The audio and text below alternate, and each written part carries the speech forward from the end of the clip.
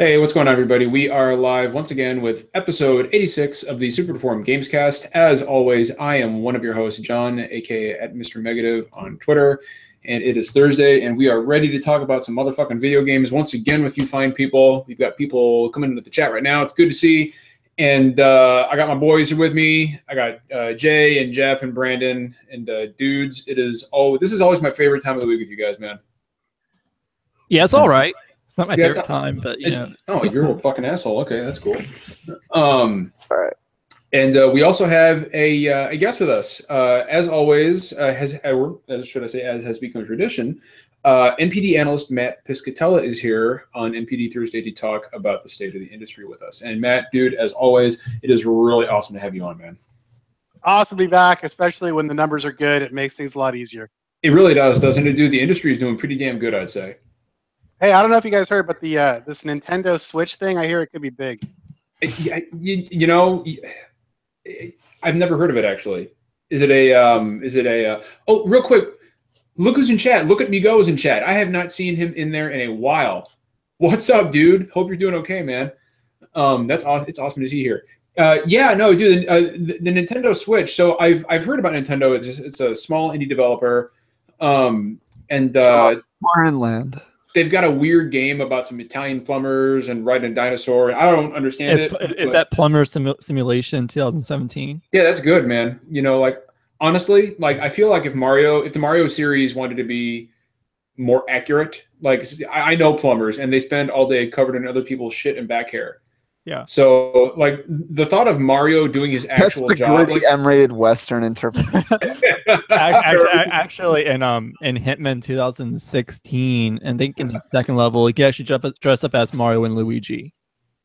Do you really? Yeah. Dude, like, I want like a gritty Grand Theft Auto style Mario where like we actually see him like getting off of work and he's like, "Oh, Mamma Mia, motherfucker!" You know, like no. We already got like the gritty interpretation of Mario, and it's the Super Mario Brothers movie with Dennis. The best Mario. Do you want like actual gritty or like Nintendo gritty? Realistic Mario anymore? Picturing Shadow the Hedgehog, but like Mario. I don't think classify Shadow the Hedgehog as gritty though. It was more edgy. Shadow the Hedgehog has a very complicated multiplayer, so that game is gritty. I know because I played the multiplayer. And you probably think it's better than Super Mario World, don't you? Actually, actually, I have to think about that. No. Anyway, we're gonna move on now. And we're going to. Hey, Midi in chat says just got home with Taco Bell to watch SDGC. Nice. That's what I'm talking about. The official. We're gunning for that sponsorship. We really are. Taco Bell, please help. Free chalupas for life, and we're all set. I know, right? Who needs video games when you have constant trips to the bathroom guaranteed for life? We had an interesting conversation on Chipotle in the DMs today, or not Chipotle, Taco Bell. But anyway, so it's NPD Thursday, and we got a lot to talk about tonight. We got the NPDs. We're going to talk about a little bit about Crackdown 3 getting delayed and what that might mean for the game and what it might mean for the Xbox One X, if anything. And then we are going to talk about Gamescom and rattle off a few predictions and talk about what we think we're going to see and what we would like to see. And of course, what we'd like to see will probably not happen, but it'll be fun to talk about anyway. But we will start with the NPDs. And Matt, as always, why don't you go ahead and kick it off for us and tell us the current state of the industry in July 2017. I mean, sure. Wouldn't you like the other Matt to do that? No, I wouldn't. At all, actually. Sure, yeah, go for it. I've been doing it all day. You want to? No. I mean, he just didn't specify which Matt. I just thought he was talking to me. That's all. I heard that Dragon Ball Z fighting game is selling like pancakes. How about Matt wearing the tie? Let's start there. Oh man. So yeah, you know what? Fantastic month overall. And it's kind of weird to think about it, right? You've got Splatoon, Squids and Kids really leading the way for the entire software market. And then you have Crash Bandicoot with an even better sales ranking than its launch month. And these two titles, like in a world where we've been in with M-rated shooters and M-rated action games for the last 3 or 4 years, now we have Splatoon and games like Crash really driving the market forward. Crash Bandicoot is blowing my mind with how well this game is doing. Like I was not prepared for this. The writing was always on the wall. People have been begging. I got a question for Matt. Was it you or someone else on Twitter right before it came out? I saw someone saying this could be huge. I don't know who that was. Matt, was that you? Maybe. I mean, the Crash games were consistently in the best-selling PSN classics. I think there was someone working at a GameStop or an EB Games that was basically saying, they might have been quoted in an article, and they were just saying like nobody has any idea how big this is going to be. Like interest is off the charts.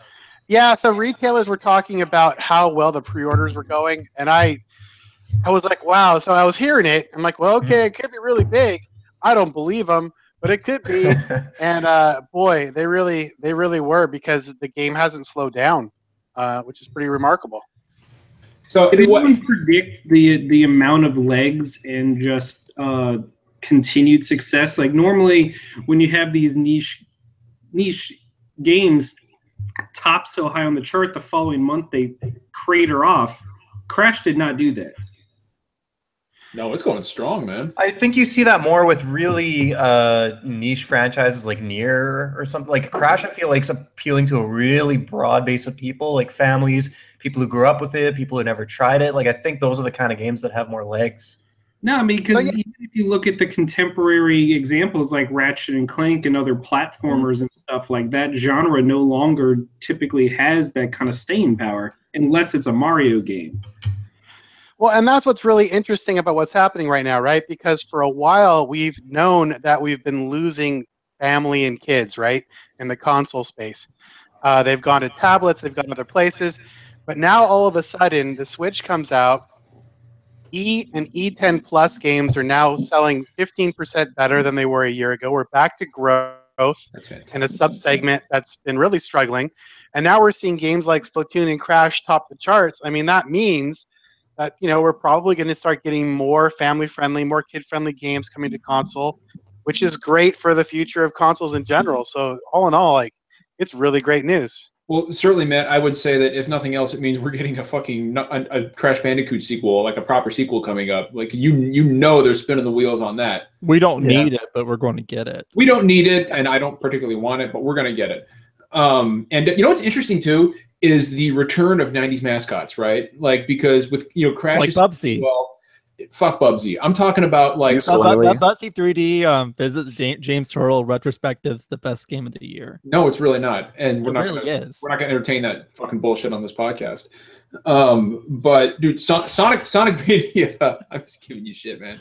But Sonic Mania is one, a fucking excellent game and a great throwback to classic Sonic, and go buy it. It's $20. It's fucking fantastic. There's at $20, it's a steal. There's a lot of content there.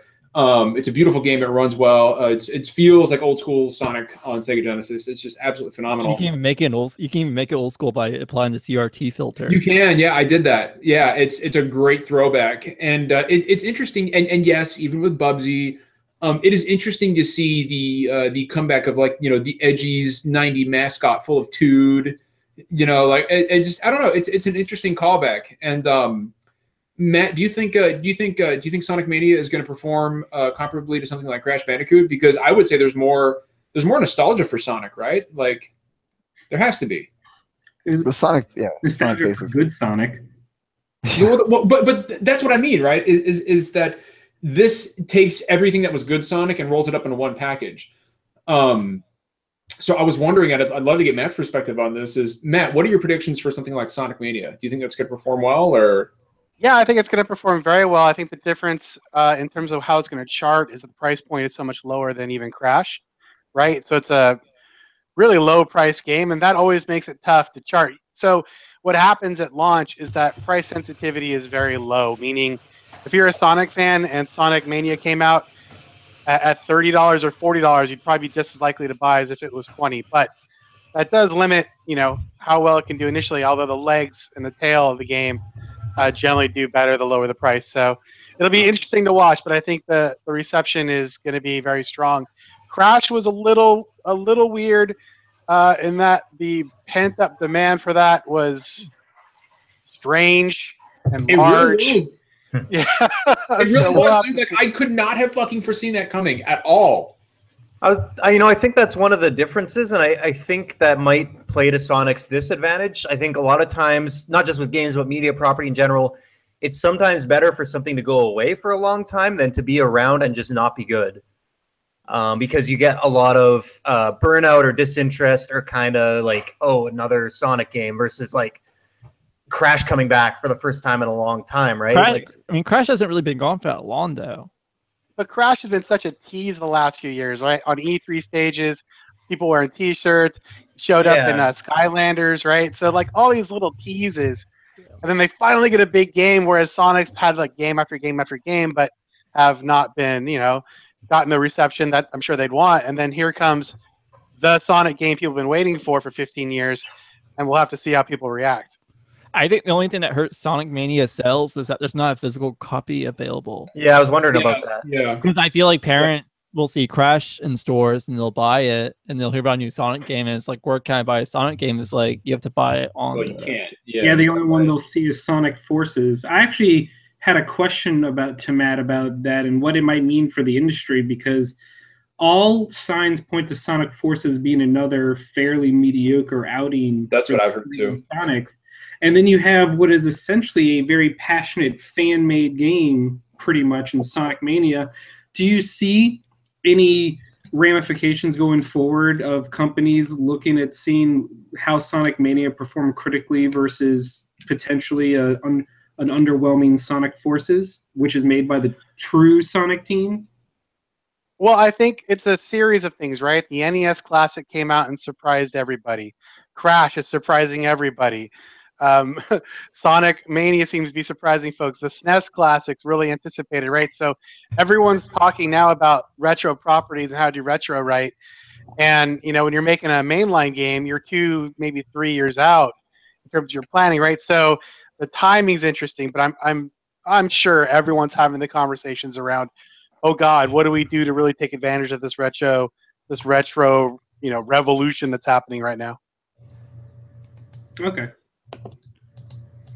Hey, sorry, something weird just happened in chat. I was trying to figure it out. I just want to point out that why was MIDI banned? Can somebody unban MIDI? I don't understand why that just happened. But anyway, yeah, that was weird. Abuse of power. But I wanted to point out real quick that on the list of best-selling games of 2017 through July, fucking Grand Theft Auto 5 is number 4, which. I mean, holy fucking shit, this game came out in September 2013. And the crazy thing is that since everything is revenue based now on this list, the game is no longer full priced. It has not been for quite some time. Grand Theft Auto 5 has sold more copies this year than Horizon Zero Dawn, Injustice 2, Mass Effect, Resident Evil 7, NBA 2K17, and Call of Duty Infinite Warfare. That's ridiculous. That's absolutely insane. The game's 4 years old. This year! It's a great game. It's one of my favorite games. May I point to this poster literally a few feet behind me? But it blows my mind that the game is so popular. I mean, I've bought the game 4 times, so. I bought the game 3 times. Yeah, so it's probably my fault. It's up there. Mine as much as anyone's, yeah. Okay, cool. We got MIDI unbanned. That was weird. Okay, yeah, it looks like there was some kind of a weird glitch going. But hey, MIDI, if you can hear us, dude, or if you can hear us and you're not a dude, but if you can hear us, that was some kind of a weird freak mistake. Sorry about that. Yeah, you're unbanned. You're unbanned, MIDI. That was really weird. I saw that pop up in chat and I was like, she's a huge fan of ours. Like, what just happened? Like, wait. But apparently it was a mistake. About Sonic. So I'll tell you what. I almost banned Jay that one night we had Susan on. He was shit talking Mario. It's not too late. Yeah. Well, I'm looking at the MPD list, and I think it's insane that Final Fantasy 12 is 4th on the list. Yeah, that's really cool. Yeah, so many people with no taste at all. Yeah, I think that's absolutely insane. It's a good game. I mean, you look at you bought it, John. I did buy it because I wanted to give it a second chance, and I got as far as the boss Hydro. I got as far as the Ridorana. No, I got to the lighthouse. I got to the Pharos lighthouse, and I couldn't do it anymore. I was like, I can't force myself to like this game. And if I'm at the point where I have to force myself to like a game, I just give up. Having said that, I will point out that the second best Final Fantasy, which is Final Fantasy 15, is the 9th best-selling game of the past 12 months. So, congratulations, Tabata. Well done. You brought it back. I want to say I really like that comment, Matt, made it in the NPD thread, where his comment about RPGs being like almost 50% up year over year because of how strong the genre has been this year. That just makes me, as a huge RPG fan, just feel really good. That's pretty cool.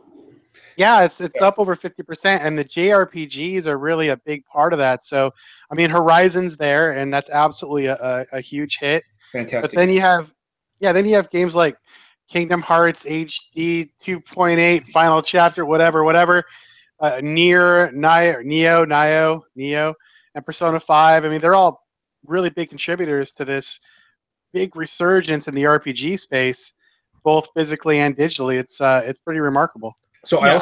I also want to point out, and this is interesting, Tekken 7. Tekken 7, it says in June, Tekken 7 and Injustice 2 fought their way to the top of the charts. Since then, Tekken 7 has cratered from its #1 position to number 20. Oof, that's a steep drop. Has Tekken ever really had staying power, though? Honestly, I thought it was extremely popular. It is. I don't think Tekken's been like a big player in the numbers game since like Tekken 4.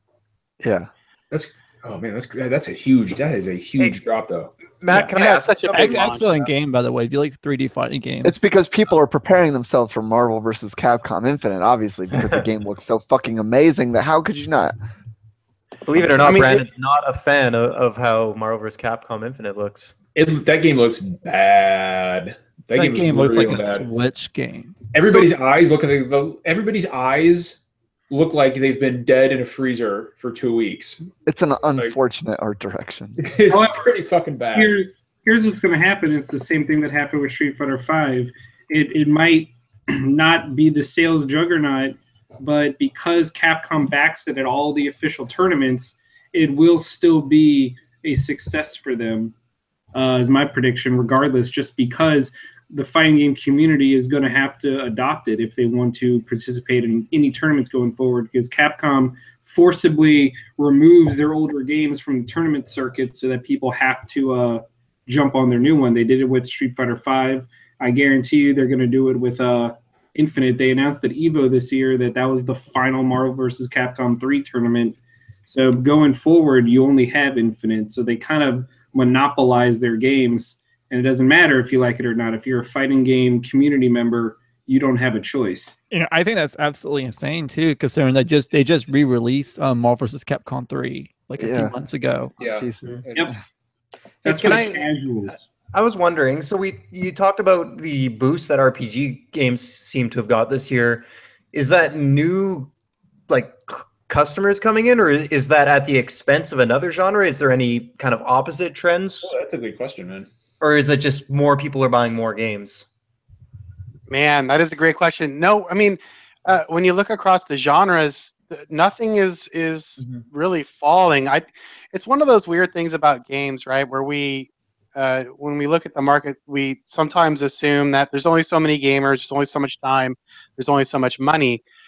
But man, you look at these numbers long enough, and you realize that there really is no zero-sum game to it. That these individual segments pop or platforms pop, sometimes without having any impact at all. Like the Switch has done exceptionally well, and the PS4 is doing even better than it was a year ago, right? So you wonder, and you go, okay, well, all these games are games of service now. All these games are 100-hour games, yet all of these 100-hour games are getting bought more than they ever were before. So no, I mean, we're not seeing any big declines in other segments. It is always hit-driven, right? So the genres that have hits will pop more than those that don't, obviously. But I just don't see where one section getting bigger is causing another section to get worse. That was a really good, dude. That was a really good question. I've actually got a question for you as well, Matt. Hold on, something weird is happening. Can you guys still hear me? Yeah. Okay, there it is. That was weird. Anyway, I actually have a question. So with the Nintendo Switch doing as well as it has been, there were some numbers that leaked out, and I'm not going to repeat them because I don't know if they're true or not. But I will say that the numbers are encouraging for a console that is selling in July, which is we're kind of traditionally in the slow months. I was wondering, Matt, do you think? One, is the Switch still supply constrained? Because we've seen it become available more and more. Like just today, in fact, it was available on Amazon and GameStop, and I know Best Buy had some units. And Walmart has that Splatoon 2 bundle. Yeah, well, yeah, you got the Splatoon 2 bundle coming. I was curious, Matt, are the supply chain issues starting to slowly rectify themselves? And if so, are we going to see sales increase as supply continues to meet demand? Like I guess what I'm asking is, where is the demand right now in your eyes? Is it still at the levels it was the other month, or is it starting to taper off a bit? I don't see it tapering off. I think supply is still an issue. Whenever a big game releases within that window, supply is going to come out of hardware more than it is in other time frames, right? So after the Splatoon window, are we going to start, or is supply going to get tight again until Mario plus Rabbids comes along? And I think that's what we have to look for. But right now, those are still tough to find. I mean, they're better, they're easier to find than they were a month or two ago, but they're still tough to find. And in terms of the ceiling, it's really tough. So that 10 million year one ship number that Nintendo's talked about would roughly equate to Wii performance in the first 10 months, because that's what that would kind of relate to. So I think that a Wii level performance would be the ceiling in the short term, and we'll have to see about the long term. But when I'm looking at these numbers, it's hard to say that anything's slowing down for the Switch. So do you think they're going to hit that number, man? I think they'll hit the ship number. I don't know if by the end of December it's still going to be tough to find units. I mean, that's the big question, right? Yeah. Odyssey is certainly going to help, and I imagine there'll be some really attractive bundles out there. I mean, there were Switch units available on Amazon today. Yeah, but when we get to holiday, right, and Mom actually learns about this thing, and it gets on Ellen, and it gets in the New York Times, then what happens, right? Because right now this is still very much a core gamer console. It's very much a niche console still. When it transitions to the mass market, what's the pickup going to be? And that'll be a really fun thing to watch. Is it Tickle Me Elmo, or is it something else? So, and I guess that's my last question, Matt, and then we'll move on to Crackdown 3. So obviously the Switch is catching on much better than the Wii U did. It was just a much better product than the Wii U from a innovation standpoint and a build standpoint. But I'm wondering, I mean, the Wii U had no shortage of great games, but it never caught on. So I was wondering, and this isn't just for Matt, but I mean, anybody can answer this. What would you say are the factors that are contributing to the Switch's kind of bringing Nintendo back into the limelight, kind of giving them a resurgence in sales? Is it just marketing? Is it the console itself? Is it the portability of the console? Like, what do you think is attracting people to this? Because there's, like you said, that Wii audience is gone, right? And they're never coming back because they moved on to cell phones and tablets. So something is bringing that core gamer back to the Switch, and I was wondering what you guys think it is, whether or not it's one thing or a combination of things, or.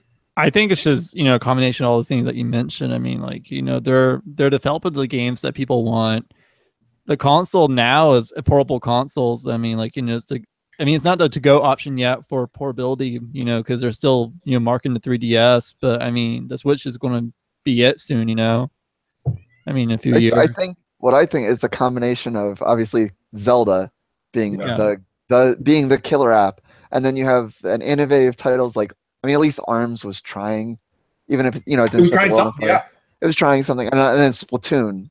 I mean, ARMS was kind of like a stopgap for Splatoon. I think a big part of Splatoon is actually. I have a quick question. Did the Wii U have like a killer game like Zelda when it first came out? No, it didn't.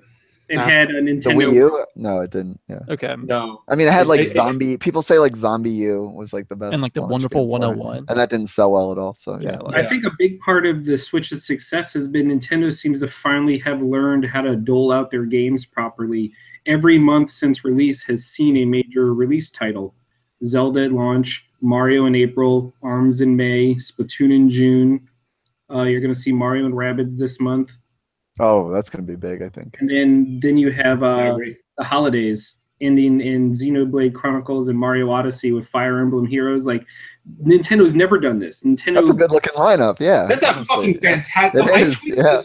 I tweeted this just the other day, man. The GameCube era, Nintendo has traditionally been like, here you have 2 Nintendo games, maybe more in a year, and then you kind of suffer these droughts. Like, at least the GameCube had solid third-party hardware, but the N64, the Wii, and the Wii U, you had just their games, and then you kind of like prayed you owned another system. And I think the Switch is the first time in ages that Nintendo seems to have learned how to dole out a video game release schedule properly. Well, the pacing hopefully they'll be able to keep up with that in 2018. Well, that's what I'm saying, right? Like, it's like so far the pacing has been really good, and by the end of the year, I said this on Twitter the other day, I think Nintendo will have one of the most impressive first-year launch lineups ever. If you're talking about sheer quality and volume of game, like, it's just great. It's great to see from Nintendo, and it tells me that they're taking the console seriously. The key, as Matt has mentioned previously, not just tonight but on previous podcasts, is 2018. Like, can it keep the momentum going with games like Metroid Prime, which I personally think is going to come out at the end of 2018. I think that's a 2018 game. I mean, like Yoshi and Kirby and possibly Pokemon. Pokemon's gonna be fucking huge. Like, we haven't even talked about that. Like, when Pokemon hits, it's gonna explode, because that will be the first Pokemon game on a console. Yeah. Well, a true Pokemon game, but yeah. True. Yeah, exactly. Yeah, you know what Hey, don't you be talking about Pokemon Snap like that. But I wanted to kind of move on and talk about Crackdown 3. Yeah, so this is kind of covered it last. We did, honestly. Yeah, we did cover it. No, I'm talking about the delay. I'm talking about the delay. Yeah. I just want to mention this. But it goes hand in hand with us talking about how it didn't look like it was ready. I don't know. Is it going to be a Gamescom? Well, there's your answer. Well, my cold take was correct. Super Lucky's Tales and still more than Crackdown 3 this year. It is. So as everybody knows, Crackdown 3 was delayed from November 7th, 2017 to spring of next year, which is a meaty delay.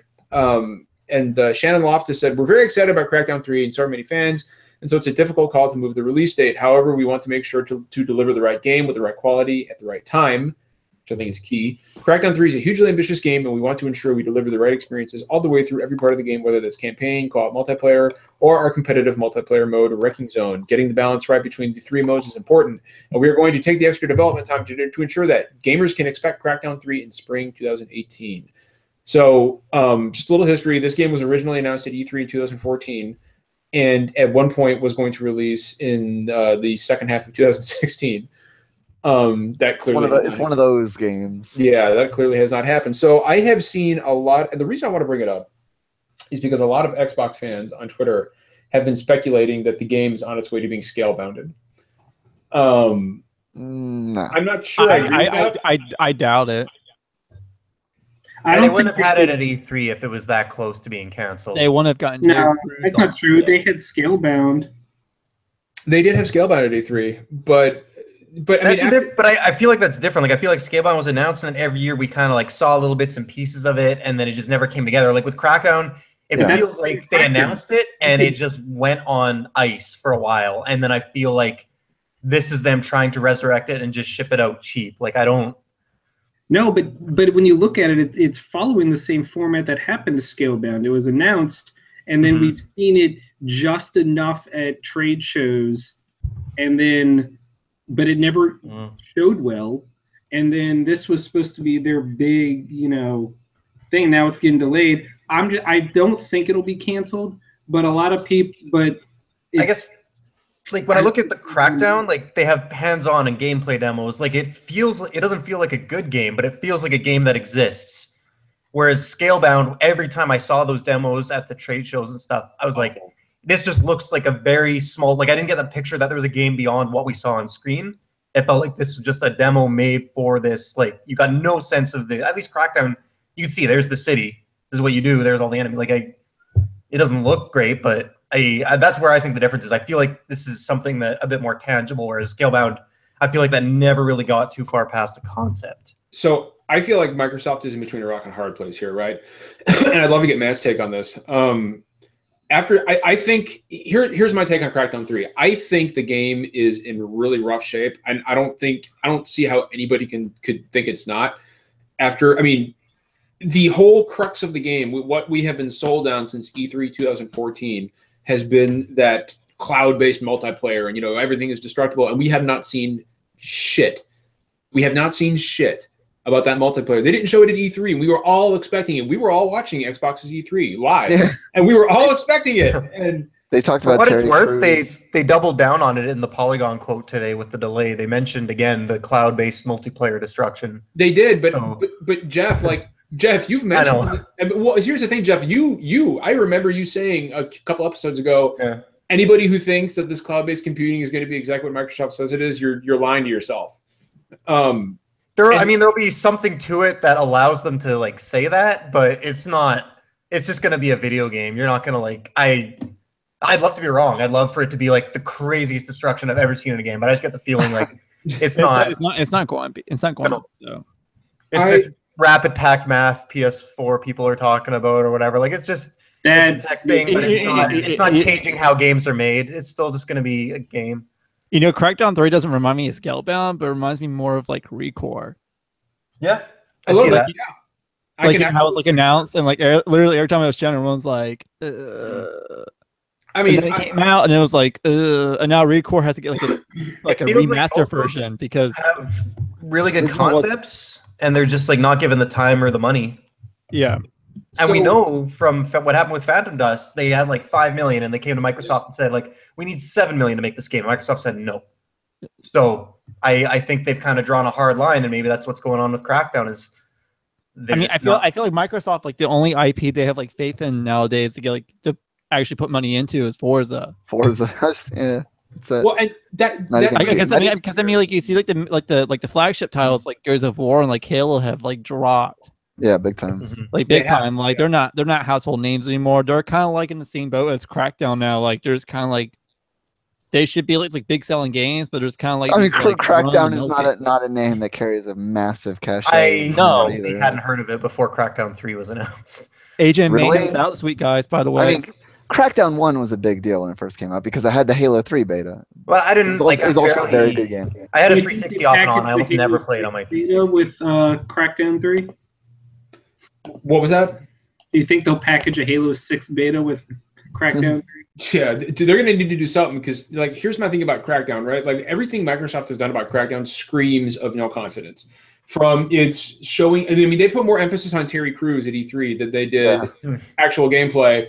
And then we had that Comic-Con showing where they weren't showing the game in a positive light. They had these comedians who very, very clearly had never touched a controller in their lives, making pithy, shitty jokes about playing the game, and the physics were terrible. The game was all over the place. We haven't seen the multiplayer, and now the game has been delayed. I think the writing is on the wall. I think it's good that they delayed it because obviously the game is in trouble, and it would have been sent out to die on November 7th. That was an insane release date for that game. But honestly, I think this will probably be. I can see this being the Xbox's Order 1886, a game that's been hyped up and just hits with a wet splat.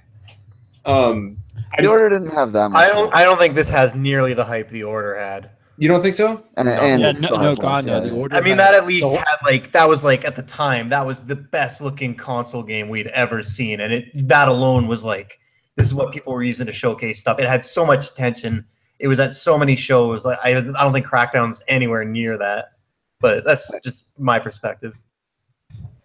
So I want to pose a question to Matt actually. So with Crackdown 3 being delayed, this was the thing that everybody was talking about. Crackdown 3 and the Xbox One X were, and I don't know, as far as I could tell, synonymous, right? Everybody was saying the Xbox One X is going to be the console you want to play Crackdown 3 on because of the cloud-based computing and the multiplayer destruction, and everybody was hyping it up, and everybody was saying this is the game that's going to launch alongside the Xbox One X, and it's going to be great, feel the power of the cloud, and that's not going to happen anymore. So the PS4 Pro did not launch with a killer app. Sony just kind of said, okay, here's the Pro, and you can either buy it or not, but it's going to make all your games a little prettier. I feel like Microsoft has push the Xbox One X as more than an iterative console, but less than a new gen. And without Crackdown 3 launching beside it, even though Jeff very rightly pointed out, like it's not like a household name like a Halo or a Gears. Do you think this means anything for Xbox One X sales, Matt? Oh boy. So they've put a lot of marketing support around third-party games like Assassin's Creed Origins and Shadow of War, right? So those are the games that have been really getting the majority of the conversation from the third-party side. Content's always king. Content's going to be what drives hardware sales. Always been the case. You always want more than less. It's a blow, and especially with that price point, it's going to be a challenge. I don't know if anyone was expecting like an iterative console to come out and do 30% or 50% or 60% of the total volume. There are absolutely fanboys out there who are expecting that. Well, I know, but serious people that have any idea what they're talking about, There you go. no one's expecting that. So, it's really tough. It's where I'm at on this is how much are they shipping? How much are they shipping to retail, and how many are going to be on shelves December 31st? And that's going to have a lot of impact as to what happens in the next year or so. I mean, Microsoft's in a tough place, man. I mean, going by the NPD, they apparently did not do well this month. Apparently, they have had if the numbers are to be believed, apparently they have had one of, if not their lowest selling month since the generation began. And a lot of people have said, oh, well, it's because people are waiting for the Xbox One X. But I don't think that's the case. I don't think there are millions of people lined up waiting for the Xbox One X to come out, especially not at a $499 price point. I used to say that exclusives don't sell consoles, right? Like exclusives weren't as important, or at least, first party exclusives were not as important as they used to be. But I'm kind of backtracking on that now because Microsoft Studios are not in a good place at all. Scalebound is canceled. Fable Legends was canceled. The Order, or not the Order, Jesus Christ. I'm all over the place. Crackdown 3 did delayed for another possibly 6 months, another half a year. Fable Legends? I mentioned that. Fable Legends is canceled. Scalebound is canceled. Well, Fable's not actually dead because Fable has a card game.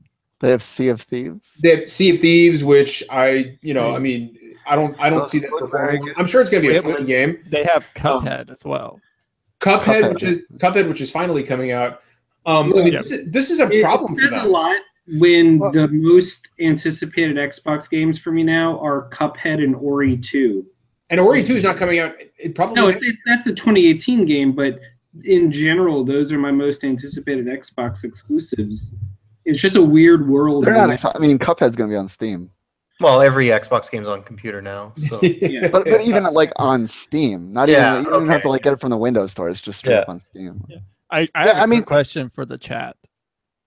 Do you think that Agents of Mayhem's release had anything to do with Crackdown 3 getting delayed? No. I think that Agents of Mayhem will benefit from the delay of Crackdown. Yeah. Someone there played Agents of Mayhem and was like, shit, this is way better than our game, and then saw the scores and we're like, oh shit. I'd love to get the expert's opinion. Matt, what do you think about that? No, I don't think there was anything to do with Agents of Mayhem. Although I'm having a hell of a lot of fun playing Agents of Mayhem. It's gonna be an awesome Saturday morning, just hang out and shoot some things kind of game, which is great. So I'm looking forward to getting through that. But I want to go back to your previous point about exclusives. So I'd agree with you. 3-4 years ago, exclusives didn't really matter. Call of Duty was driving the world. GTA was doing the same. The big 30-party games were what was driving it, and the entire market really.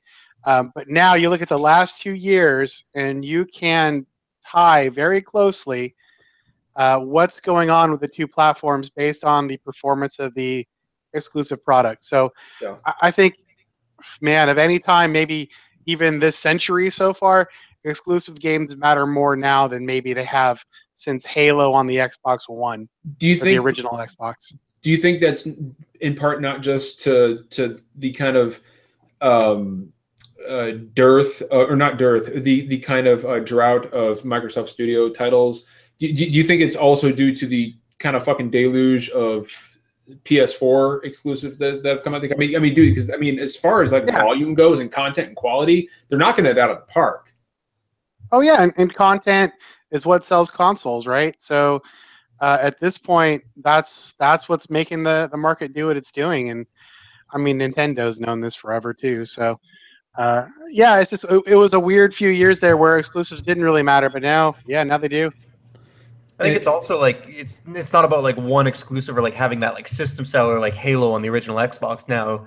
I don't think that's happening. I think it's when you say exclusives matter, it's that over time those exclusives add up, and then it gets to a point now 4 years into the console's life cycles where you look at the stuff that's on PS4 that you can't play on Xbox One and the other way around, and it's like there's no competition. Like there's really not. Yeah, like the first quarter for PlayStation like destroyed Xbox. That was unbelievable. Like destroyed Xbox. Yakuza, Nier, Gravity Rush, like you could probably list just in the first 6 months, like probably 10. I mean, Horizon. I ended up buying a PlayStation 4 again because of the first quarter.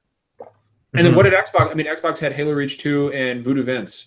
Halo Wars. Or Halo Wars. Right. Sorry, Halo Reach 2, Jesus. Yeah, Halo Wars 2 and Voodoo Vince. And I'm not saying those are bad games, but I mean, when you measure it up against, and now you have, Nintendo back in the mix, and they live or die on first-party exclusives. So yeah, I mean, like the only big Xbox release in the summer was Phantom Dust's release, and that was free. And it was pushed out very quietly. It was like, oh hey, this is coming out tomorrow. That's unbelievable, man. Oh, what a So when Gamescom comes around, then right, you have to assume that they're going to announce like pre-order program for the X1X. You have to assume they're going to announce content in support of it, and then you look forward a year and go, okay, you have to imagine they're going to come with content because they've been holding back. And then how does the PS4 match the first half slate of this year and the first half of next year? Is that possible? And if it is, great, because oh my god. But the first half of content this year has been absolutely incredible on that platform. So, is everything going to reverse next year? That's what makes this business so fun, is that it's so stupid. From year to year, the entire landscape can change and you don't even know it. Well, I mean, Sony... Go ahead, man. Speaking of Gamescom, I think it's insane that in 2017 we know more about Shenmue 3's release than we do about Crackdown 3's release. I mean, Shenmue 3 today, we just found out there's going to be a physical release published by Deep Silver, and like Crackdown 3 is like, we don't know when the fuck it's coming out. That's pretty good, man.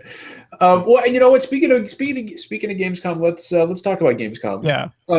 That's actually a really Shenmue 3 has a physical release published by Deep Silver now, guys. If you didn't know that, I cannot wait. I got the back. Did you see the Ryu character model?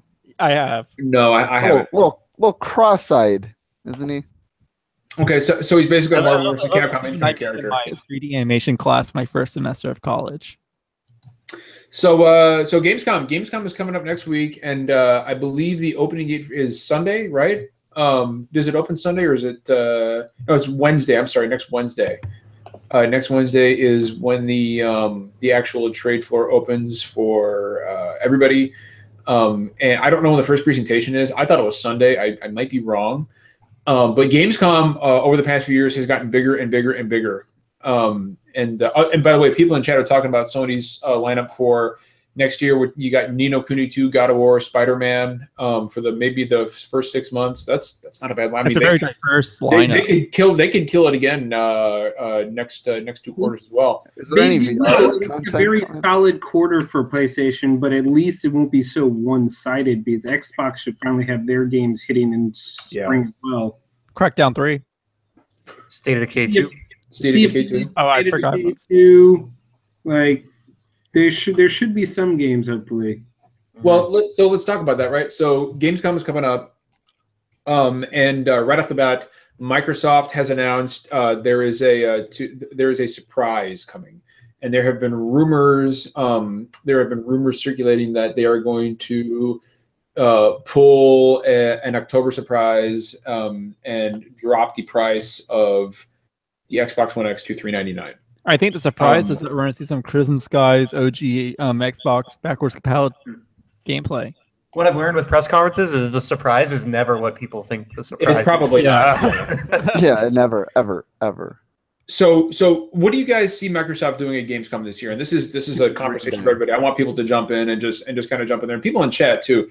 Let's hear what you guys think. Let's hear what you guys think Xbox is going to do for Gamescom. Then we'll talk about what we'd like to see.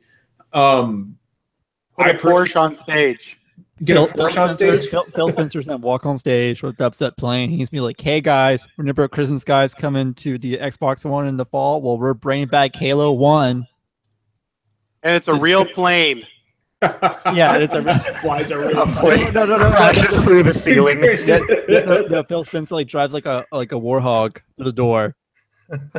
So, like, what if Phil Spencer came out and he announced he said Xbox One X, and they had like a big vignette, and they showed images of games being played and the console and the controller. Then he said canceled. That would fucking suck. I don't want that's not going to happen. Yeah, I don't want that to happen. I don't want that to happen at all. Now he's going to come out and he's going to be like, "JK guys, it's $3.99 pre-orders today." Boom. I just saw the door behind Matt like close really eerily, and that was the ghost of Scalebound opened the door. No, it's the painted lady. That was the painted lady, man. Oh, that was fucking creepy. There's always creepy shit going on in Matt's background. I mean, I like it. It's interesting. No one else has their open. I mean, I might as well. You live in a fucking house of horrors. Horrors, by the way, not horrors. Horrors, not horrors. I think that Microsoft's definitely going to show off more Assassin's Creed Origin. Do you guys think? I think so too. I see a big third-party presence. Like, I honestly don't know what they're going to show that's that much different from E3. The problem with their first-party studios is we know what they all do. We know 343 is working on Halo 6.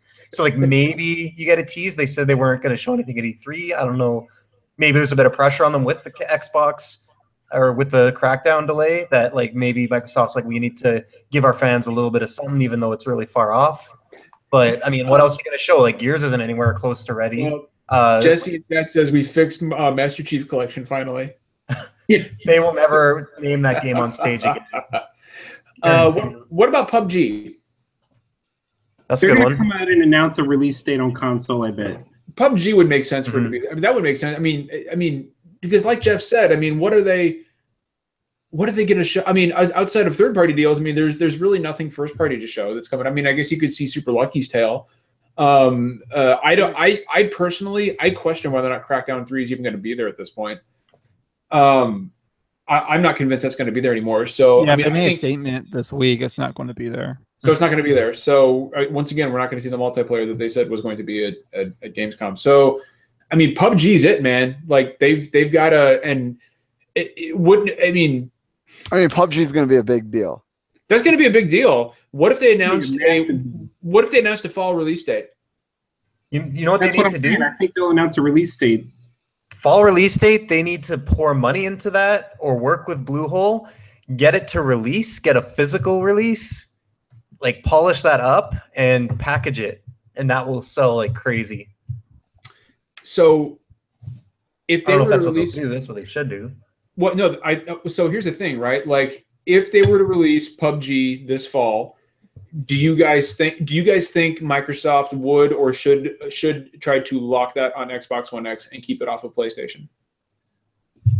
I think they should try. I'm not sure how successful they'd be. They just turned down Tencent. So. Yeah. A lot of people, I mean, anyone would want that exclusive on their console. Oh, so yeah, I do. From their side, for sure. But like Matt said, like, I mean, what are you gonna have to pay them to keep it off 64 million PlayStation 4s now? Millions of dollars. I don't see that happening at all, to be quite honest with you. Now I have a question. What if this happened? Because we know like games like We Happy Few and Ark Survival and now even Player Unknown, they become Xbox console exclusives in a timed fashion solely due to the early access setup. What if PlayStation came out of Gamescom and announced that they were going to have their own early access program? I don't see them doing that. I don't either. But then PlayerUnknown wouldn't be an Xbox exclusive. Like that would be a real deflation of their sales, so to speak. Yeah, but that's generally I don't think that's what Sony is generally into. That's really not their game, and I don't see them pulling a move like that, to be totally honest with you. And I don't think they're too worried about stuff like that. Like they got so much of their own stuff and third-party support that like if Microsoft has a couple of early access titles that they don't have, I don't think they're. Just don't think they care enough. I agree completely. So Jesse in chat, he brought up an interesting point. He said that game, speaking about PUBG, could be the next Call of Duty 4 on console. I agree with him. If it were to release this fall against something like, I don't know, Call of Duty World War II, for example, or Destiny 2 or Battlefront, like it's a pretty crowded holiday season, but PUBG is basically, I mean, it's the new Minecraft from a phenomenon standpoint within the industry. So do you guys think that PUBG would stand a chance against juggernauts like Battlefront and Call of Duty? Like, do you think that could hold its own on Xbox One X? Nope. Not out of the gate. Like, it's going to take a while to find the console audience. Matt, what do you think? And we know about it, but your average Call of Duty, Madden console gamer, it's going to take a while for them to catch on. I'm not so sure about that, man. I just saw a thread on Gaff, and there was like a few people on the first page saying they don't know what PUBG is still. Like PUBG is more of like an internet thing, not like a mainstream thing. Yeah. I mean, like your Call of Duty and Madden buyers, they don't look up games on the internet. You know, they just go to their local game store and just buy what's recommended to them. And then they find more new games by commercials at the Super Bowl and stuff like that. And that's how games like Destiny and Division and these major games, because traditional media. So unless PUBG and Microsoft are going to do a big traditional TV spot marketing push, it wouldn't get the initial. Now, I'm not saying word of mouth and organic growth won't happen over time, but I don't think like the holidays you're going to see a rush of Xbox One X's sales due to PUBG. Microsoft would have to convince them to release a physical PUBG, I think, for it to have the following out of early access. No, it can't. No, because we have Fortnite, and Fortnite's in early access, and it has a physical. Really? Yeah, sure does. I saw it at Walmart yesterday. I was like, "Oh, Fortnite." Yes, $60 right now for Fortnite at Walmart, but not Hellblade. That's a crime. Yeah, $60 right now for the early access copy, and that basically entitles you to like the founders pack whenever the actual game comes out, and when it's free to play. Fortnite has publisher backing. Team Ninja's an indie developer for Hellblade, so they you might see a physical copy of Hellblade via something like Limited Run Games, but. Well, going back to PUBG, I think the thing going against it for a big like launch, when you're talking about going up against these juggernauts, and why I think everyone thinks there'll be a slow burn, is it's not something I think that is as marketable as some other stuff. It's not the best looking game. It's not super flashy. It's kind of janky. Like I think it's one of those things that people have to play, and then when they start playing, they'll start telling their friends, and they'll start telling their friends, and then they'll buy it to play together. Like I don't know. I don't see you putting together like a really good commercial for that really sells people on it. I don't know how you do that. Which is interesting to say, because I've seen people describe this as like the new Minecraft in terms of awareness and kind of penetration of the industry. But it sounds like most of you guys don't agree with that. Until South Park makes an episode or something, like I don't know, it's not at that level of cultural mindset, not even close. And Minecraft wasn't Minecraft for about 2 years, right? Like Minecraft kind of lived in this little corner of the internet for a while, and then it blew up. So, I mean, I think a lot of you guys nail it, right? So it's going to be I think that console players are going to have to kind of acquire the taste for it. It's going to require influencers and their friends to kind of guide them that way. I think everyone who's a really core gaming fan, like all of us, we really underestimate the power of the Call of Duty brand in particular, and Star Wars and the big sports brands. Your average Joe who's buying most of the video games out there has no idea what Horizon Zero Dawn is, let alone like PUBG, right? That's a really good point. Yep. the guy who's buying 1 or 2 games a year, or mom who's buying 1 game for her kid, buys a Madden or Call of Duty or whatever. So, but you know what? It doesn't have to be a juggernaut to be a massive success. If it made the top 10, and you know what, it sure should on Xbox One as a platform, then shoot, man, that's a very profitable, very healthy game that's, with continual updates and the whole service model could really blossom into something huge, not just for the short term, but for the next 2-3 years, like a CSGO. Because that's what we'll have to see and watch and see. So I'd like to move on to Sony. Let's talk about Sony real quick. Shenmue 3. And right off the bat, I'd like to give a prediction that I think is going to happen, and also a kind of a hope. And it's in regards to Final Fantasy 15. I know that's Square Enix, but I mean, Final Fantasy is closely associated with the Sony brand these days, so I'm just going to lump it in there.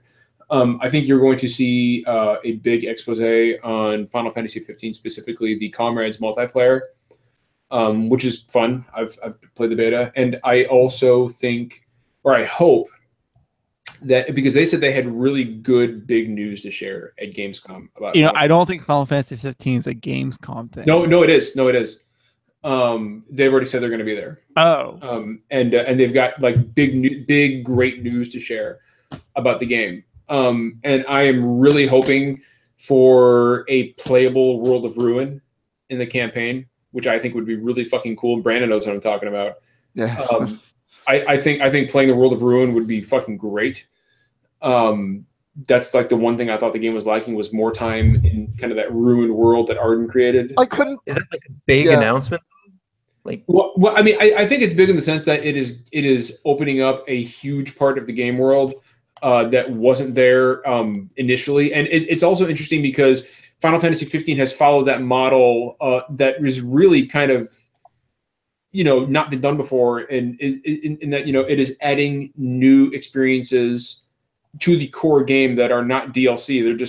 They're adding new scenes. They're adding new ways to traverse the world. They're adding new quests that are part of the game, not time quests, but actual new quests and new super bosses. And it's an interesting way to kind of evolve the game and evolve Final Fantasy. And it's interesting. It's a cool experiment. I like what they're doing with it, and I would love to see something like a playable World of Ruin. I'm not sure I'm going to get it, but I do think that the Final Fantasy 15 multiplayer is going to be there. And what's like the big announcement be like you can dress your party members up as the characters from Kingdom Hearts now? Honestly, like, I am stunned that we have not gotten Final Fantasy 7 themed clothing for Noctis and his bros. I'm surprised that has not happened yet. Because all you got to do is dress Noctis up as Cloud and Gladio as Barrett and millions of dollars. Prompto as Vincent, and then I think Prompto would be Sid. I think Prompto would be Tifa. Oh, that would be disgusting. You should add in Cloud's bike as a vehicle. But that would be sick. That would be pretty sick. What do you guys think? What do you guys think Sony's going to do for Gamescom? Because I haven't really heard. Did they add in the thing where the Regalia can go off road yet? They did, actually. It's pretty cool. It's like a huge monster truck. It makes no fucking sense at all. You can also drive the Regalia in Forza Horizon 3. You can. Yeah, I heard about that too. You can, but I fired the game up, wanted to fight that new super boss, and also to try out the new monster truck. And it's literally like, it's completely nonsensical. You go to the garage and it's like, yeah, why not? We'll turn the Regalia into a huge fucking monster truck with giant wheels. It puts it on a lift, really. And dude, you can drive. You know those huge rock arches in the middle of the world? You can drive all the way up those and just drive off. And you can go anywhere. It makes about as much sense as tits on a duck, and I was laughing the whole time because it's so ridiculous to see these guys bouncing around the countryside in a huge fucking monster. Does it make it easier for you to get to that secret dungeon now? No, you've still got to fly to the dungeon. Oh my god! All right, you still got to fly to the dungeon. But what do you guys think Sony is going to? What else do you guys see Sony doing for Gamescom? Because Gamescom's importance has risen over the past few years, and I think they're going to show off some more God of War. What was that? Hold on. I think they're going to show off more God of War. I can see that happening. Yep. Well, my question is, are they even doing anything really at Gamescom? I know they, are they even doing anything really at Gamescom? I know the last time they had a Paris Games Week conference, they essentially skipped Gamescom. I'm pretty sure they're going to be there. I'm pretty sure Sony. We should check that out right now. Yeah, check it out because I'm pretty sure Sony's going to be there this year. One of these conferences, either Gamescom or Paris, they're going to have Horizon's DLC there, I'm sure. And we'll get a little 3 or 4 minute gameplay demo of the first thing I see when I type in Sony Gamescom is a Push Square article that says Sony considering Gamescom 2017. And that was in June. Yeah, I think they're probably. I'm certain. I'm sure they're going to be there. They did, and I think Jeff's right. I think Jeff's right. I think that is, especially since the Frozen Wild or North or whatever it's called, that the Horizon DLC, since that launches this fall, I think that's a perfect time to show it off. Either that or Paris Games Week, but I think they'll be at Gamescom. Paris Gamescom is going to be their thing, like Paris Games Week. I think we're not going to see much from Sony at Gamescom. I don't think you should. Sorry, I got an update here. This is from Tech Radar. Sony has revealed plans for a big media showcase event, but it'll be at Paris Games Week rather than Gamescom. Here it is. Sony will, however, still be a presence at Gamescom this year. So they'll be there with some stuff on the floor, but they won't be on the floor with demos, but they're not going to be making announcements there. Yeah, it's going to be all the same stuff they showed. Yeah. So Gamescom is basically Microsoft's show to take if they are willing to take it. No, what about Nintendo? Do you think they'll do a direct? They never do anything at they never do anything for Gamescom. Nintendo will do what they want when they want. Well, I don't mean like show up at Gamescom. Obviously, I know Nintendo's not going to go there, but do you think they will do a direct the week of Gamescom? No. Okay, so I think they're going to get ready for Tokyo Game Show. That makes sense. What about Nintendo doesn't do Tokyo Game Show either? Oh, I mean, probably could direct around Tokyo Game Show time. Maybe. So what about Ubisoft? Do you guys think we'll see more Beyond Good and Evil 2? I don't think there's anything to show. I think No. They're not going to talk about Beyond Good and Evil 2 for a long time. We at Ubisoft are proud to show off some more concept art of Beyond Good and Evil 2. Bad. I am so disappointed. We sold them from Michael Engels. I don't know that's how you pronounce his last name. Desk just now. That is so bad. I just expected Assassin's Creed overload from Ubi. There's going to be an Assassin's Creed extravaganza going on again. Far Cry 5. MIDI set. Yeah. Oh, that's a good one. The Crew 2. That's where the focus is going to be. Is Far Cry out this year or next spring? Far Cry's next January, actually, right? Far Cry 5 is next. And how relevant is that fucking game in today's climate, by the way? I'm actually interested. I've wanted an urban Far Cry for quite a while. So. Well, you can play Homefront and Revolution. Yeah, no, I'm good on that. I wanted actual Far Cry. I just want to fight some racist rednecks. Just show them what for. Also, Wolfenstein very soon. We can kill some. I will be surprised if Wolfenstein's not a Gamescom. I'll be surprised. And what was that? No, I'm thinking I was gonna say I hope that they really leverage the Nazi killing angle, but it is gonna be based in Europe, so who knows how that's gonna. No, it's gonna be. It's in America. No, it's in America, dude. Wolfenstein 2 is in America. I'm talking about the actual show of Gamescom. Oh, the actual show. I too misunderstood that. I was about to be like, what I want out of Wolfenstein 2 is like when you beat the game, give us like a one-punch God mode where you just walk around slugging Nazis, just take them all down in one hit. That's what I want. So do you think Sucker Punch gets unveiled at Paris Games Week or PSX? PSX, dude. That's a PSX thing. And it's got to be a PSX, right? Because if Sucker Punch isn't at PSX, then something's up. Well, then what do they have at PSX? Or Dreams. Yeah, Dreams would be a Paris Games Week thing. They'll have Gran Turismo there. There was just an update on Dreams. There was. That's why I bring it up. Yep. Wow. Through Rolling the Stone. Dreams is still alive, man. It's still there. I would have sworn that game was dead in the water. I told you they're doing streams. They're talking about it. I told you. You were right. You were right. No, dude, you were right. I'll give you full marks. Yeah, no, I think Dreams is definitely a PSX thing, not a Gamescom thing. Really? Well, as long as it's a European show. I need some Final Fantasy VII. I need. I got bad news, man. Personally, I feel like Gamescom is gonna be like Sony's warm up for PSX. Maybe not Gamescom, but yeah, no, like I just need it sometime soon. Yeah. Even, like sometime by the end of 2017. I wouldn't be surprised if we don't see it till Kingdom Hearts 3's out. Some kind that would not surprise me either. I'm not getting my hopes up.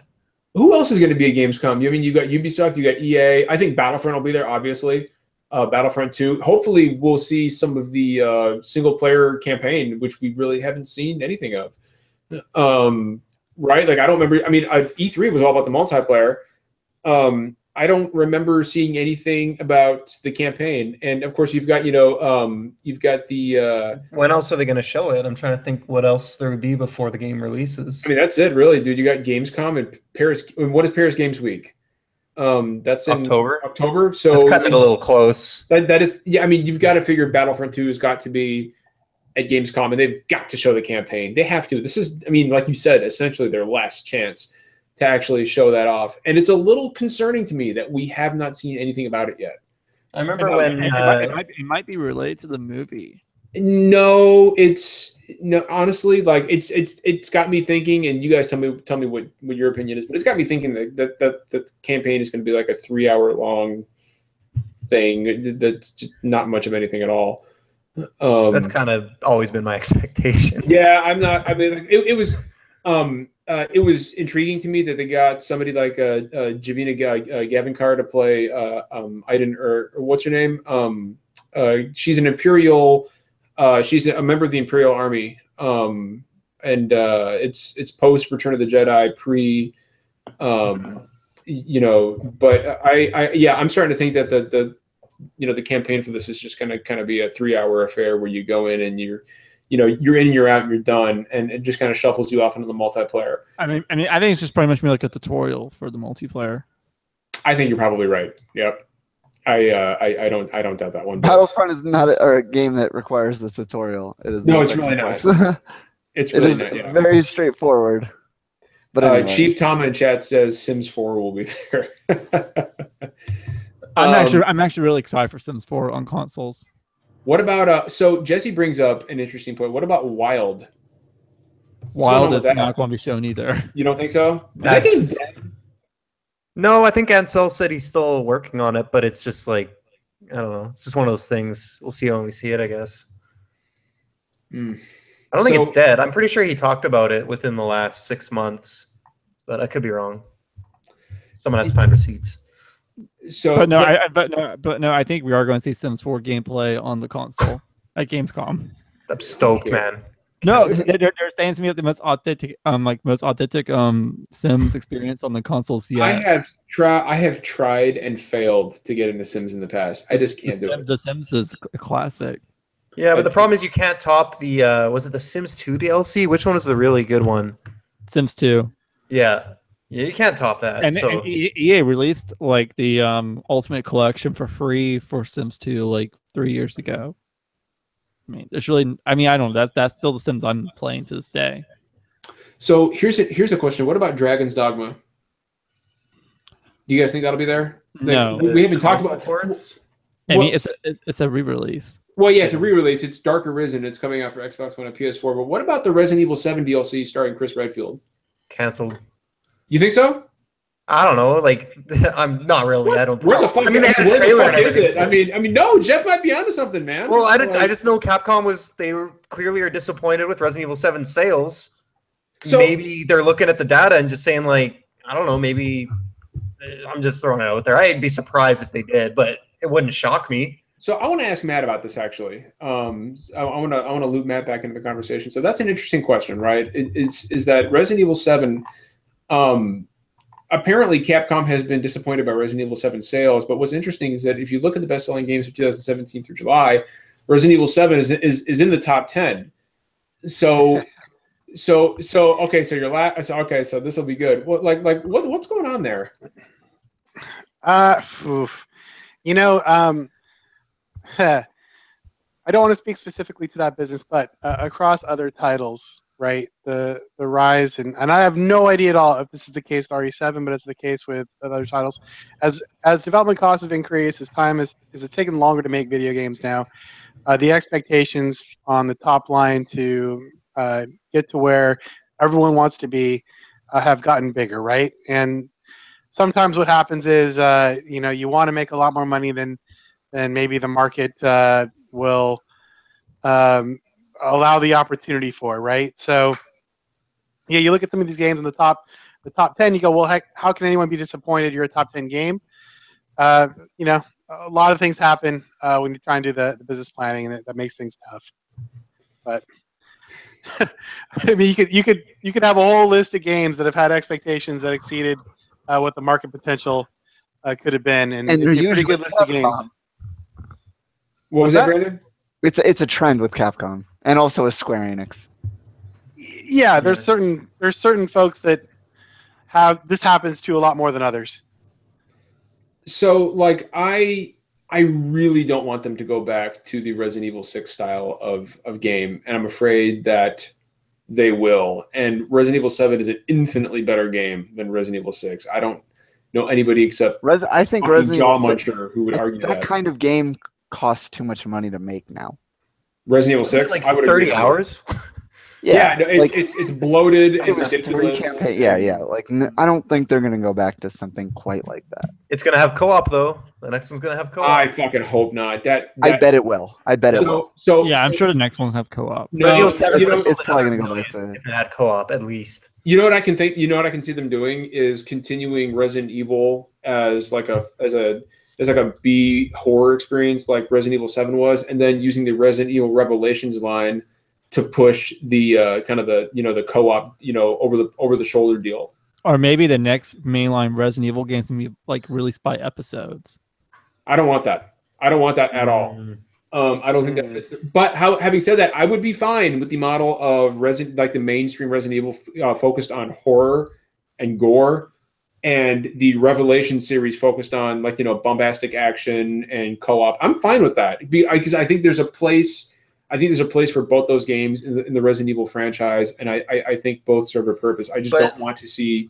Go ahead, man. Look at it from Capcom's perspective. What are the highest selling single-player horror-focused titles? Right, it's the short list. Yeah. Well, no. I mean, that's a good point. But also, like Brandon stated, Resident Evil 6. Resident Evil 7's budget was what? Like, I can't remember the exact numbers, but it was like less than half of what Resident Evil 6's budget was. It was pretty low compared. It was, and so I think that Capcom saw a bigger return on Resident Evil 7 than they did on Resident Evil 6. Simply because when you're looking at the ratio of cost versus revenue, I think that Matt, maybe you know more, maybe you can't say, but I believe that Resident Evil 7 actually, from a revenue standpoint, was more successful for them than Resident Evil 6 when you're looking at how much the game cost as opposed to how much the game actually brought in. No idea. No idea. Okay, that's fine. But yeah, I would like, but yeah, getting back to the DLC. I mean, it's interesting, right? Like, Jeff, maybe you're onto something. That Not a Hero DLC starring Chris Redfield was supposed to drop in March, and it's now middle of August, and we have not heard hide nor hair of that. If it's not canceled, I get the feeling it's shifted into something else. Maybe it's bigger and costs more now. Maybe it's been. I get the feeling something changed there, and I don't know what it is. So I can absolutely see them making that, since it's Chris Redfield, and and the advertisement we saw for it was him like aiming down the sights of an M16. I can see them making that a more action-focused experience, and the first-person shooting mechanics of Resident Evil 7 do not lend themselves well to a first-person action-focused experience. So you may be onto something there. They may be retooling it and making it into something else. Who knows? But I do think the DLC, there's obviously a problem there. I don't think anybody could argue that. Dan Wisenhunt in chat says, John, have you seen my Nintendo at Gamescom news? No, Dan, I have not. I've been back and forth. Did you put it in chat? I've been back and forth in the chat, and I haven't seen. Can you? Oh, he says Nintendo will have 2 directs, one for Mario and one for Metroid: Samus Returns, and a general exhibit. Interesting. Okay. So they will do a direct next week. I'd love to know where did you get that? I'd like to know where that came from. Because Metroid: Samus Return looks fucking awesome. That game looks fucking rad. So what's going to happen now is there is a huge storm happening outside, and apparently, according to the text I just got, homes in the neighborhood are starting to lose power. So we're gonna wrap it up here because I would rather close normally as opposed to the the power going out and just ending. So we'll talk over a shocking games ending, if you will. What was that? A shocking ending. That's I'm just gonna leave right now. I can't believe you went. That was a Z huge joke. Can I announce the winner for Sonic CD? As obvious as possible. It's gonna end like the bad ending of Infamous Second Son, if anyone's seen that. the best ending of all time. Greatest house just obliterated. Go ahead and announce the winner. The winner of Sonic CD for Steam for your computer system is their Twitter handle is @DanielTheWiz. Oh, it's Dan Wisenhunt. Yeah, man, that guy everything rigged for the second time in his STGC career. That is Dan, right? Is that Dan? Yes, that is him. Yeah, congratulations, man! You have won a Steam key for what is it? Sonic CD. Sonic CD. Awesome. So Christian Whitehead, who basically developed Sonic Mania, worked on. So we're going to do another giveaway next week. Actually, we are going to be giving away a copy of Uncharted Lost Legacy. So nice. we're going to be giving a copy of that away. So please be sure to keep your eyes open for that. Did anyone read the NeoGaf review thread for Uncharted? Were people flipping out that it was an 85 meta, not like a 90? No. Someone was saying there was like a media conspiracy for Uncharted 4 where they hid all the flaws. Of course, that's all I saw. Yeah, that. It was basically like people that hate Uncharted 4 are making full. Yeah, they're like, it's factually a bad game, and all the media gave it good reviews, and they're not going to pull this shit again. This is why I do not go into I don't go into review threads on Gaff. I don't go. I try to keep it a sales Gaff, and that's it. I try, but I'm trying to separate myself from that because I can't take. We've got enough of a cesspool in the fucking White House right now. I've got to look at that shit every day. I can't take NeoGaf shit. At least not the bullshit. But so John, I guess we're gonna be talking about overlooked games next week then. Yeah. We're gonna talk because we talked more about sales and Crackdown 3 than I thought we were going to, which is fine. We'll talk about overlooked games next week. And we'll also be talking about some Gamescom shit next week as well, I guess, because we'll see some interesting shit. But anyway, everybody in chat. Thank you for joining us. It's been fun. It's always a good time. And Matt, thank you so much for joining us again, man. It's always good to have you come on and drop a little sales wisdom on us, my man. Always fun to be here. Thanks for the invite. Of course, and of course you can catch Matt on STGC hopefully again next month as we go through the NPD deal again. And please be on the lookout for our Uncharted Lost Legacy giveaway next week. That will be happening, and we will tweet it out. And same deal as always, you can retweet it and enter yourself for a chance to win that. Does anybody have anything else? I can hear the thunder now. Does anybody have anything else they want to add before we go off the air? Go buy Sonic Mania. It's in digital stores now. Go also it's not on Steam yet. My bad. Buy it on Switch if you can, because I feel. Do you know when it's coming to Steam? 2 weeks. Yeah, 2 weeks. Right, it got delayed right at the last minute. Fair enough. I might pick it up. It's fantastic. Go buy Hellblade. I like old school. Agents of Mayhem. Oh, yeah. I'm definitely. I went to Walmart and I was planning on getting Hellblade, and they didn't have it. So it's Brandon. It's digital only. Oh, Hellblade is digital only. Digital only. No physical. You can. Yeah, you'll have to go download it on PS4 or something. I did not know that. Or PC, but yeah, it's digital only, man. But at $29, Hellblade is the game of the year for me so far by far. I'll download it tonight. Top 3 at the moment for me. It's sticks with you. Hellblade is fucking fantastic. And you get all the runes and you get the secret ending. Brandon, play it with headphones. I cannot stress this enough. And it fits our conversation from last month about digital and physical, and how people are deciding to release their games and creating control for maybe some sales, and it's really interesting to watch. That's a great point. It'll be interesting to see if we see more independent AAA experiences like that. Especially since from what I've heard, Hellblade is doing very, very well. So yeah, good stuff all around. And a real quick note before we go off the air here, I have been playing Bravely Default, and I love it. I hadn't played it yet, and I'm enjoying it much more than I did Xenoblade Chronicles 3D, which is wait till you get to the second half of that game. I'm very excited to see his take on the twist. That's fine. I'll give you guys. I mean, well, when I get there, I get there. But I already kind of have an idea of what it is, simply because the game's been out for so long. But we'll see. Xenoblade Chronicles was just so fucking ugly that it was borderline unplayable to me. Like on the 3DS, I was like, yeah, it is a very good looking game on the Wii. On 3DS, it looks like it looks like, oh, it's bad. I gotta give a shout out before we leave. Go ahead, man. Real quick. There's a guy named Mike Bithell, really good guy. Game developer, indie developer. He made a game called Thomas Was Alone and Volume, both good games. He had a stealth release today. It's called Subsurface Circular. It's a $5 game. It's like 2 hours. It's on Steam, and it's a text-based adventure game where you play a detective robot trying to get to the center of a mystery. So I think I haven't played it yet. I bought it down. It's $5. If you guys like his games, you should go check it out. Support it. Nice. Yeah, and do me a favor, guys. Do what Burrow Baracho in chat says. He must be new. I've never heard of him before. He says, please remember everyone to share and like the video. Do that. We highly recommend you do that. We highly recommend you guys help us spread the word. It helps us out, and we love it when you guys help us out. And because we are trying to grow the podcast as much as we can. We are well over 800 subs now, and the march to 1,000 subs continues. So yeah, it's been great. Thanks again, Matt, and thanks again all my boys. Thursday night is the best night for me.